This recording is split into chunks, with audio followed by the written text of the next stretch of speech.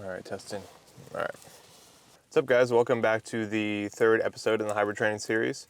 I have run out of coffee beans, so had to go get some good old coffee.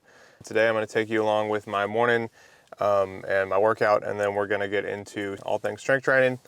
And this is going to follow up from the last video on energy systems. And the video before that was the introduction, so if you haven't watched those, these are all going to be in a playlist, so you can go back and watch those to get some more context about this one. So again, this is all going to lead into a future video on putting it all together. So this is an isolated strength training video, then we're going to do an isolated running video or endurance video, and those are both going to lead into the full programming video. So you kind of do want to make sure you watch these before you get into those ones. And if you want to see those ones and you want to get notified, subscribe and hit the notification bell, and you get notified as soon as those videos come out. And by the end of the series, you'll be able to make your own programs the same way that I make programs for my athletes. That said, let's go inside. I have some work to do before I have to go to a doctor's appointment, and then we are going to get into the workout and get into the specifics of strength training. So I've had a good amount of people asking about how I manage everything between my day job, my family and everything, and I've mentioned it before in previous videos. So I'm going to start taking you guys through a little bit more of what I do.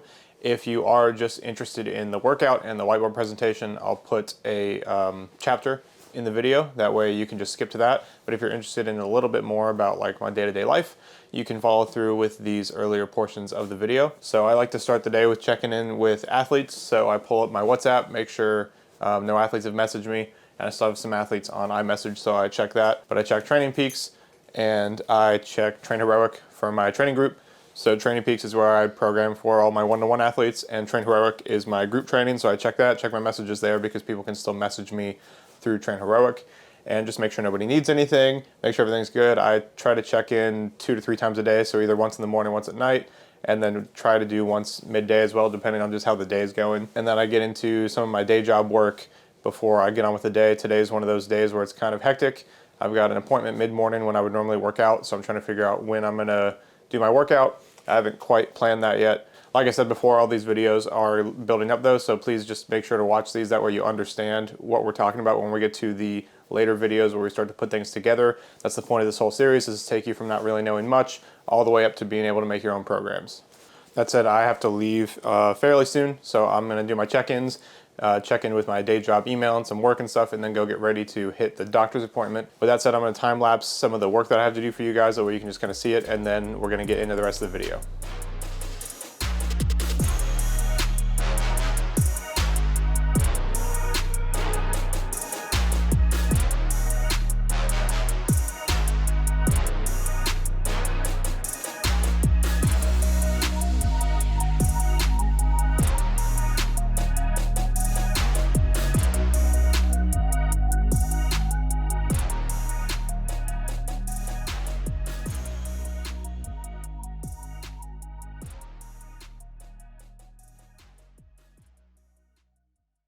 Well, that took much longer than I expected. I am gonna go get some lunch at Chick-fil-A probably. Go through the drive-thru real quick. I need to get gas.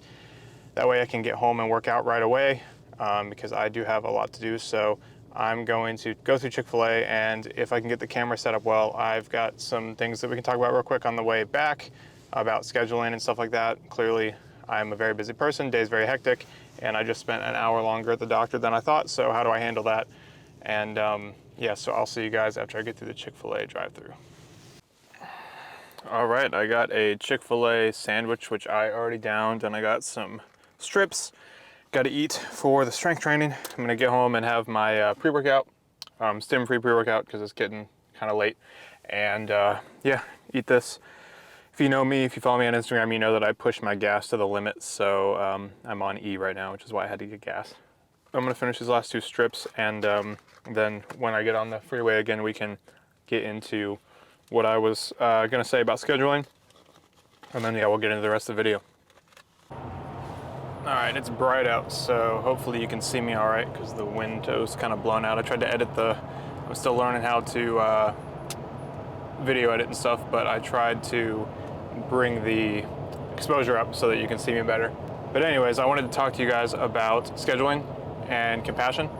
So for us high achievers, it can become very easy to start beating ourselves up like I spent a lot longer at the doctor than I wanted to today, and so it's really easy for me to think that I'm not going to get everything done and start to beat myself up for being lazy, for not being able to get everything done. When in reality, what I've been working on lately when it comes to scheduling and everything is self-compassion and just being okay with getting less done. Like, hey, I'm not going to get my entire to-do list done, so I'm just going to get these few things done today. And I know that that doesn't come from a place of laziness for me, because I know that I'm a high achiever and I'm so used to beating myself up when I don't get things done. And so it's really working on, hey, I was there longer than I thought I was going to be, so now I'm going to prioritize these certain tasks and then just relax, because nobody's forcing me to get all the things done that I'm planning on getting done. Most of the things that stress me out are business tasks, which I'm the owner of my business and I can do what I want. And it's really hard to let go of the fear of not getting everything done and of not having success, et cetera, et cetera. But honestly, I've reduced my expectations when it comes to situations like this with myself. I've accepted the fact that I can't just push through. There's only so many hours in the day, and that it's not laziness. And my output actually hasn't decreased that much, even though my mental berating and beating myself up has decreased a lot. And so it's been good to see that my output still hasn't changed much, even though I feel much more calm, much more collected, and much more okay with what I've been getting done. So that's just my tip going into your guys' days, because everybody has an endless to-do list, is prioritizing the top things to get done. So for me, I'm gonna get home, I'm gonna work out, I'm gonna have another snack, and then I'm gonna finish this YouTube video, hop on a few calls with some new potential clients, and then go about my day, be with the family, and just accept that I'm not gonna get everything done that I put on my to-do list this morning, but I can push some things to tomorrow and just have some relaxation time. Again, at first I was afraid that that was going to mean that I was going to get less done, be less successful, be less efficient, all those things. And it actually hasn't changed much at all, except for my ability to enjoy the process and enjoy everything that I do, and not come to hate the things I do because I feel like I have to do them, but I'm only doing things that I want to do. It's really easy to take things you want to do and make them things you have to do, and that just takes the enjoyment right out of them. And so reframing things that you want to do. For instance, I could be stressed about this YouTube video, feeling like I have to do it, but if I didn't put it out, nobody's gonna die, nothing bad's gonna happen other than maybe my engagement on YouTube and my consistency on YouTube goes down that the platform sees. I don't have to do it. So reframing it to, I wanna do it, I enjoy making these videos, I enjoy vlogging, I enjoy putting out free content for you guys, I actually enjoy editing the videos. And so just remembering that I'm doing these things because I enjoy them and not because of this weird thing that I tell myself I have to do it, has made it much more enjoyable, much more fun, and made life much easier for me. It's difficult because with training, people say, hey, you have to do this, and when you start out, you might have to have some of that discipline of, hey, I have to do this even when I don't want to, and I certainly still do that with training. There's still days I don't want to train and I train, but I remind myself that I train and I have to do this because I want to, because I value it, because I enjoy it, and that's what I work with a lot of my athletes on is when they're having issues with consistency is figuring out, hey, what do you value? What's the underlying value? Why do you do this? Why did you start working with me? Why do you do this? What does it bring to you? What do you value about it? And that really helps give a new perspective on, hey, I'm doing these things for these reasons. So even if I don't feel like doing this right now, I value X, Y, or Z. And working out is an extension of that value. And so I'm going to do that still. And still keeping in mind that it's your choice. You don't have to do anything. You're an adult. You don't have to do anything. You don't have to work a job. You could always quit. It might put you in a bad situation financially, right? So you are choosing to work the job because of the financial situation. And so everything is a choice. No one domain of your life is completely out of your control. And yeah, I find that combined with the compassion of, hey, I'm not going to get all this done today and that's okay, really makes things more enjoyable. So I'm going to get back home and I will see you guys there for the workout, and then for the whiteboard portion, the really reason you're watching this video, the answer to strength training, all things strength training, and kind of continuing on in this series. So with that said, I will see you guys back at the house. So I just went through this whole thing and my mic was off, but long story short, I've got speed reps today. So 5 sets of 2 at 305 pounds of squats, and then we got some deadlifts and reverse lunges, and that's it for the day. We're gonna get into the rest of the video about what speed reps do, why they're important, and where they fit into a program. But as I'm peaking for this powerlifting meet, I'm doing heavier lifts early in the week and then speed reps later in the week. By the time this video posts, I should be a few days out from the meet. So the next video after this will probably be my meet recap, and then we'll get back into the series on the hybrid training series. So stay tuned for that. I'll go over the training and everything in that too, so it'll actually work great because we're gonna go into later in this video, strength training, programming, strength training specifically, what you're looking for, how to get those adaptations, and then we'll roll right into my meet recap so I can talk about my training for the meet, and then we'll roll back into the hybrid training series, so that will actually give a lot of good context for that meet recap. So I'm gonna go knock these out real quick, and then we'll get the whiteboard up like we have been, and we can go into the rest of this video on strength training and how to program strength training specifically.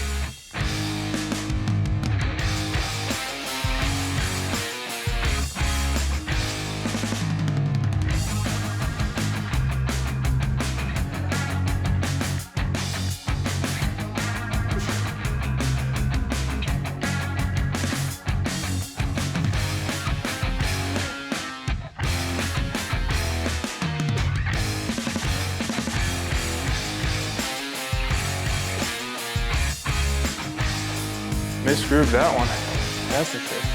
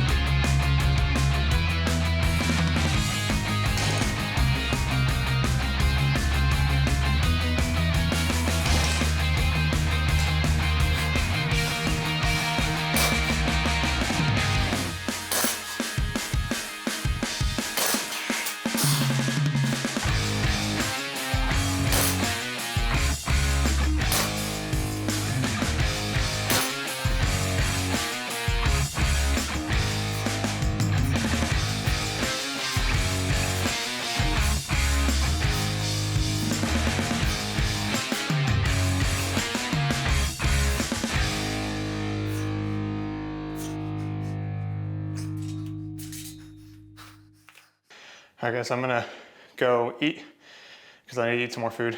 Didn't eat much for lunch, as you saw, so gonna have a protein shake and probably some chicken and rice or beef and rice or something, and then I'll see you guys back in here to get into the video.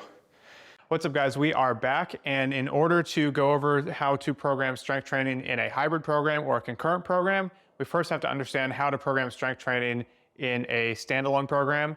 And in order to do that, we have to understand what adaptations we're trying to elicit from our training program. So there's multiple components of strength and what make up strength. We talked about that a little bit in the last video, so if you haven't watched that, go back and watch that. We talked about some of the things that we're trying to elicit when we're strength training.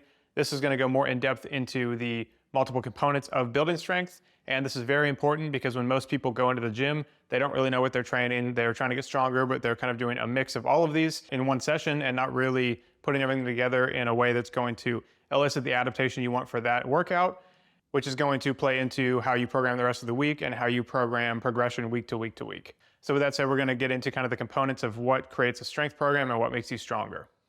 I've got 4 different columns here. We're gonna go through each column one by one. I'm gonna explain to you what we're training, how it looks for different athletes, the recovery time, sets and reps, stuff like that. So the first component of strength training is what most people think of, maximum strength. That's gonna be how much can you lift for, a 1 RM, a 3 RM, not super high reps, but high intensity, high strength. So typically when you watch a powerlifting meet or a strongman competition where they lift as much as they can for 1 rep, that's what this is. Maximum strength. You could also think of this as maximum force, but then you get into some of the, physics of things, and we're not talking about that. This is a little higher level than that. As I said, this can be higher force, higher intensity, lower volume. So sets of 1, sets of 3, sets of 5. This is very taxing on your body, on your central nervous system, on your ligaments, on your tendons. So you can't go in and do very heavy sessions every single day. You need some recovery in between. Max strength is probably the easiest to train though, not from an effort perspective, but just from a programming perspective. You're really just gonna go in and lift heavy for sets of 1, sets of 3, sets of 5, even sometimes sets of 6. And week to week, you're gonna add weight as you get stronger. You're not gonna force weight if you're not getting stronger, but as you get stronger, you're gonna add weight to keep the relative intensity the same. and you're going to deload as needed depending on your life stressors, how your training looks like. If you're missing a ton of sessions, you might not need a deload. If you're hitting every single session and really pushing week to week, you might need a deload every 3, 4, 5, 6 weeks. Really depends on how you're responding and how you're feeling. And one other note to make, as I said, this is very taxing on your central nervous system, on your ligaments and tendons. So ensuring you're taking adequate rest as needed between sessions in the week. Really, as a recap, max strength, pretty easy to train for. You just have to lift heavy and kind of rotate between your reps and sets, and deload is needed, but you cannot get past just having to lift heavy to get maximally stronger.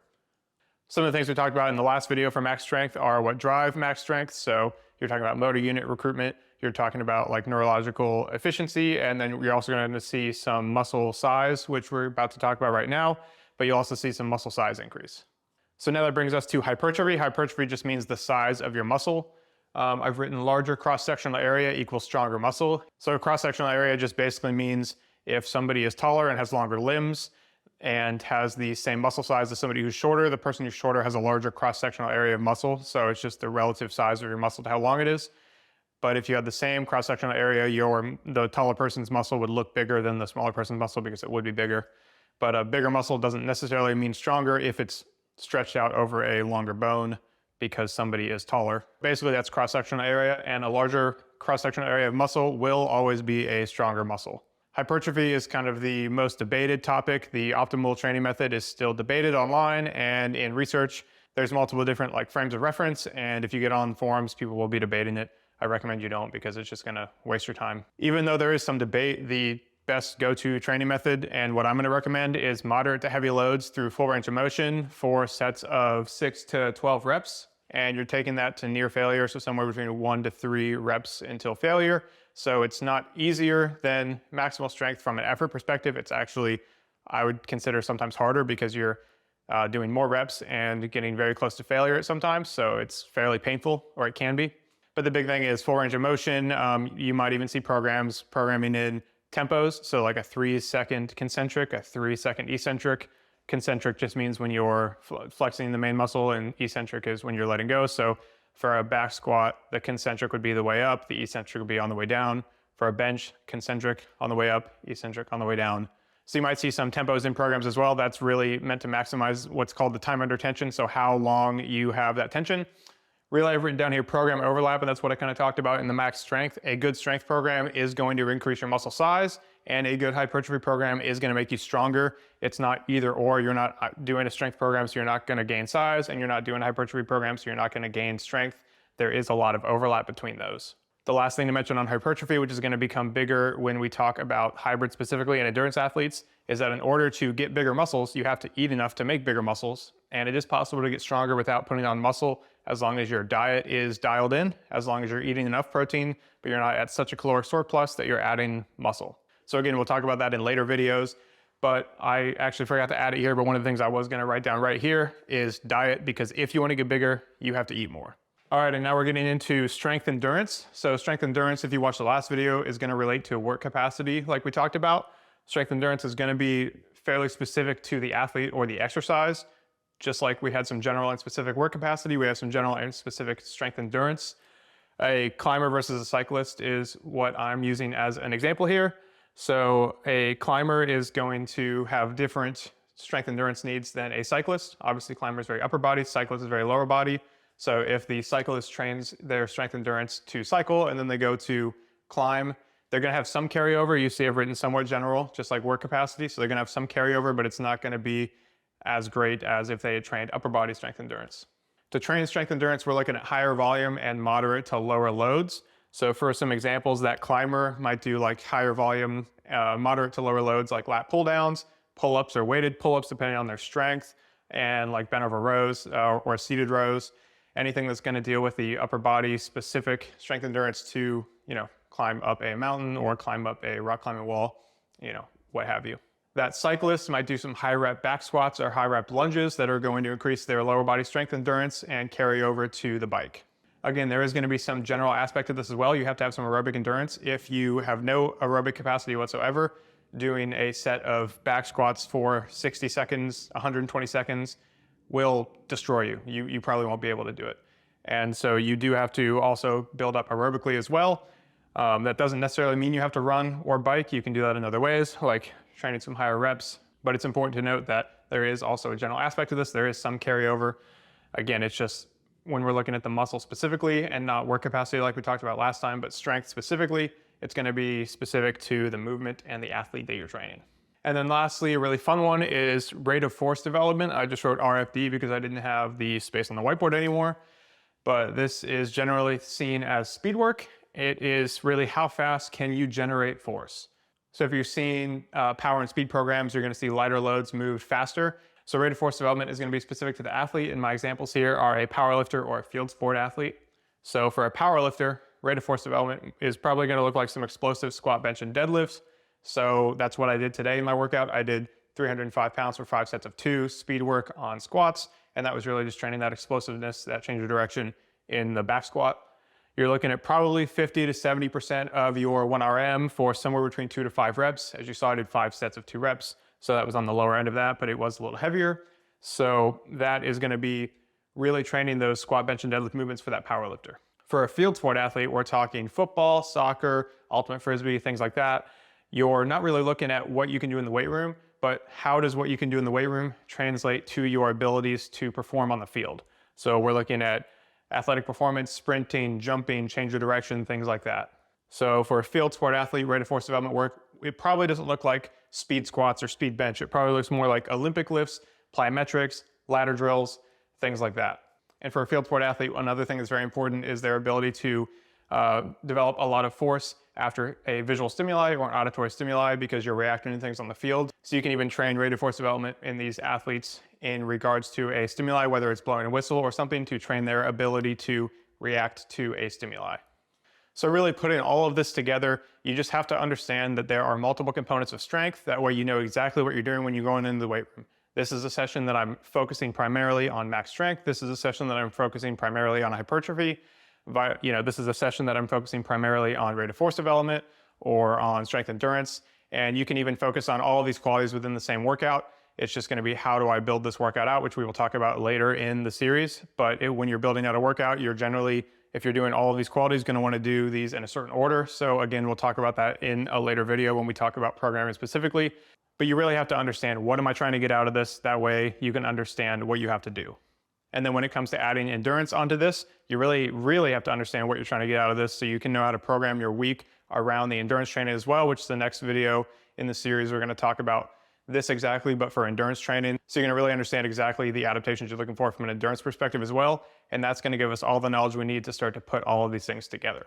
And one final note, if you do need a program in the meantime before we finish this series so you can build your own programs, I have a training group that I'm going to link down in the description. It's called Hybrid, and it really takes all the stuff that I'm teaching you and puts it into a program for you. The first 7 days are free, so you don't even have to pay. You can just check out the program, and then it's $49 a month after that. You can cancel anytime, so you could sign up, do it for a month or two, work through all these videos, and then cancel and build your own programs. You have the ability to message me in there, so you can ask me any questions about the programming and just get a very good idea of, hey, this is how this program looks. And then as you learn, you can look at the programming that you're doing and understand how it fits together. And then that's going to set you up for some great success going off and building your own programs. That said, I hope this was helpful. If you enjoyed it, I would appreciate it if you'd like the video. It lets me know that you liked it. And if you want to get notifications for when the next videos come out, hit subscribe, hit the notification bell, and you'll get those notifications. If you have any questions or anything, put those in the comments below. I would love to answer those. I read every single comment and I will answer all of them. All that said, I hope you really enjoyed this video. The next video will most likely be my meet recap. So I really look forward to sharing with you guys how the meet went and taking all the stuff that we just talked about and explaining my training for the meet. And then we'll pick back up with the series, the next video on endurance training.